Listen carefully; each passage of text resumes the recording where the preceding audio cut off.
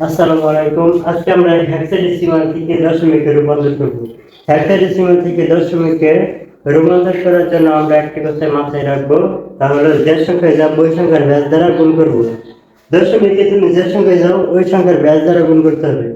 যেমন কত b2, b মানে কত, a মানে 10, b মানে 11, c মানে 12, d মানে 13, ই সমান 14, f সমান 15।